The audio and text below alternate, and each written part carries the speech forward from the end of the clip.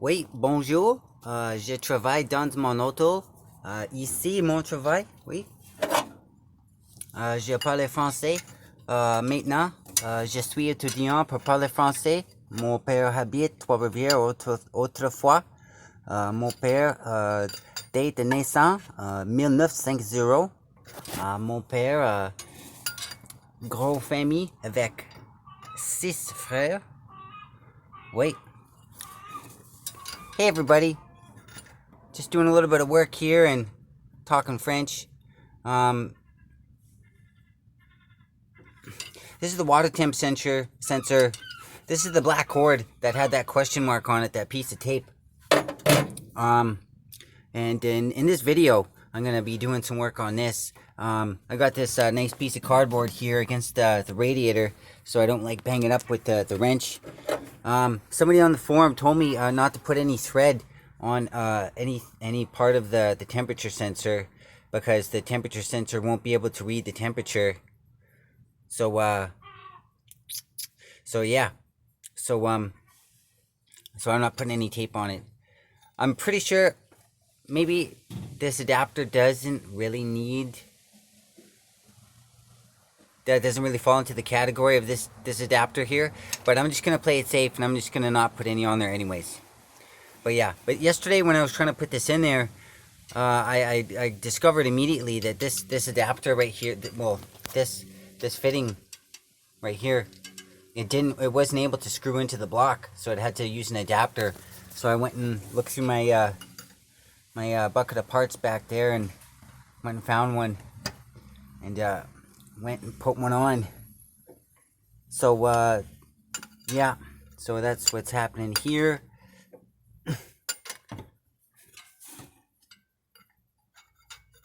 Unfortunately, I didn't really know that it would be this tough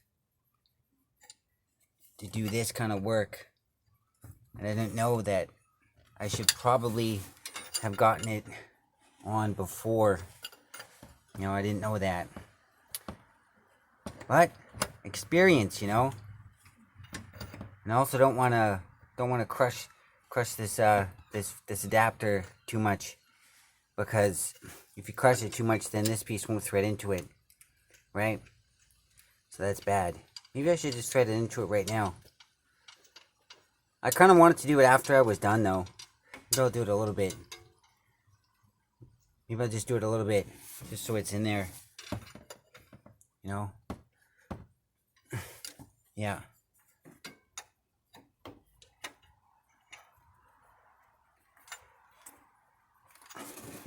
I want to be careful that I don't bend this, and also don't bend the fitting, and also don't bang the radiator.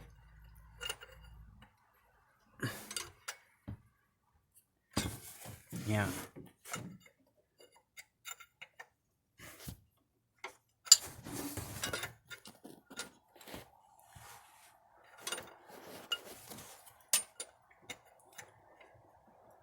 Yeah, I was speaking French there because I'm trying to help myself learn French again, because I got a thing with French. I like it. I want to speak it. I have some really good memories of Quebec and the family that I have in Quebec. I have a lot of really good memories of that family back east in Quebec province up here in Canada. And my dad took me there when I was a really little kid, and I had a really nice time meeting the family back then, and I still do. But those memories are really special to me. Like all my dad's brothers, they all kind of looked like him. Like most of them did, but like some of them really looked like my dad. And I have really, really, really nice memories of my dad's brothers, my uncles, talking to me in French. And it sounded so nice and so wonderful. And I totally couldn't understand what they were saying. That's kind of what made it really charming, is that I couldn't understand them. I guess that's part of the reason why I like French. I had a really good time hanging out with my cousins and stuff like that. Well, the ones that I could hang out with anyways. I mean, like, I do have one or two cousins that are like really older than I am. Like, they're like 15 years 15 years older than me, right? That's a lot. It's starting to get pretty tight. Yeah, it's starting to get really tight. I'm sweating. It's a hot day, you know. It's pretty warm out, you know, and I'm also having a nice coffee. But there's a really nice sunset. The reason why there's a really nice sunset is because there's kind of a lot of forest fires out there right now, right? So there's like a little bit of like an orange tint in the sky. You know, you can kind of see that the sun is a little bit orange. You know, water the plant. My rose bush ain't doing so good. I watered those plants too. You know, my rose bush, it ain't doing so good. Also watered my little buddy there, and watered my my champignon, my mushrooms in that tree. You know, but my rose bush, it ain't doing so good. This part of it seems to be good though. You know, but I don't know why it's not doing so good. I don't know why. You couldn't get that information out of me if your life depended on it, because I don't really have a good green thumb.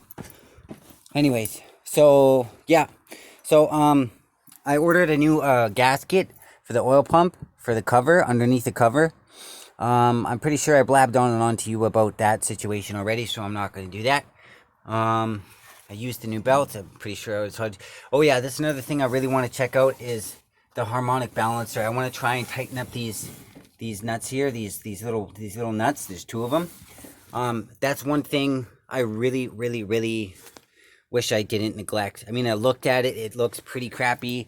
The bushings on it were all busted up, and I just kind of, you know, was like, oh geez, well maybe it's not that bad. I mean, I talked to Tom J about it. He didn't answer me, but he's not a high school teacher. He doesn't need to explain every single little tiny thing to everybody. He has his own life, and etc. Right? And so, you know, I have to think for myself. You know, I mean, obviously I do. I mean, I put this goddamn engine in there myself, right? You know, I feel pretty proud about that. I don't really give myself a lot of credit for it, and I really should. Nobody did any of this for me. I did.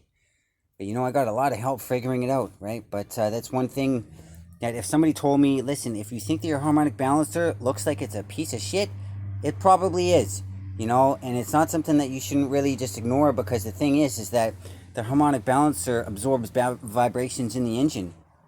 And it also, like, balances out the wobble of the crankshaft. I don't know about that. You might have to do a fact check on that. But you know what? Yeah. You know? I really wish I would have thought about that and took it a little bit more seriously. If I knew then what I know now, you know? Yeah. But, yeah. But I'm going to try and, like, tighten up those nuts. I'm going to try and tighten up those nuts. I hope they will tighten up and they just don't spin.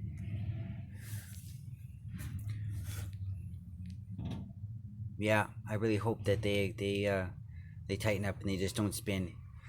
But anyways, I wanted to go out and get myself a new set of points for the distributor, right? And I got this set a little while ago. It's Blue Streak, and it kind of looks a little bizarre. You know, there's like a piece of like fabric on the end of it. You know, like I don't know what the hell that's about, right? So I can understand that this piece right here is where the condenser and also the, you know, whatever clip attaches onto. This is, you know, where the adjusting screw goes. This is where the hold down screw goes, I think. But then this thing right here, this is supposed to be apparently where it rides against the cam. But what the hell is this? Like, look at it. How is that supposed to make me feel confident about riding against the cam? Like, what the hell? Like, isn't this part right here supposed to ride against the cam? Like, what the hell is this?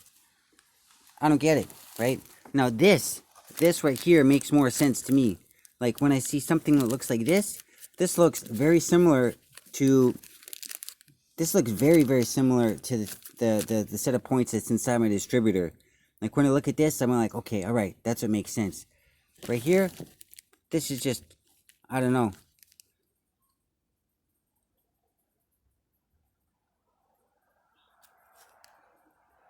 You know? I don't get it. Maybe if I knew more about distributors, maybe I knew more about points, I wouldn't really have that question, right? But I'm going to keep it for now. I don't know. It's not a big deal because I got this. I mean, this is way more awesome than that as far as I can see. As far as I know, whatever. Also got some good news from the fitting store. They said that they can return these, which is nice. You know, all those fittings. It's like maybe like a couple of bucks for sure. You know? Also, I did some research.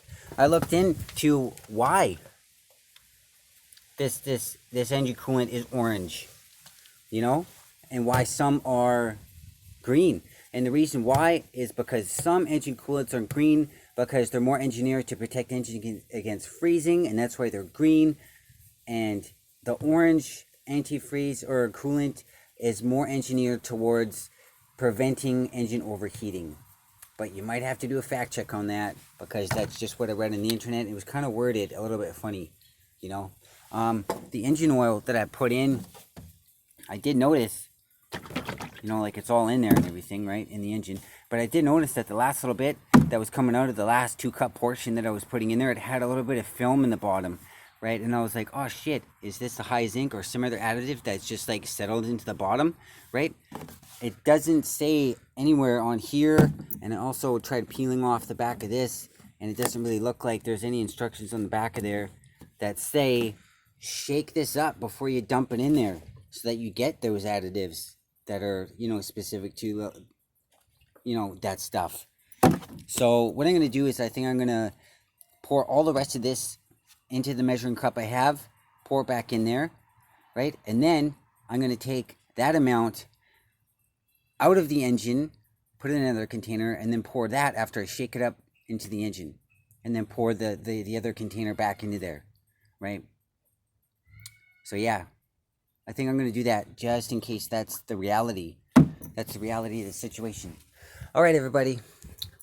1958 AMC Rambler Super, part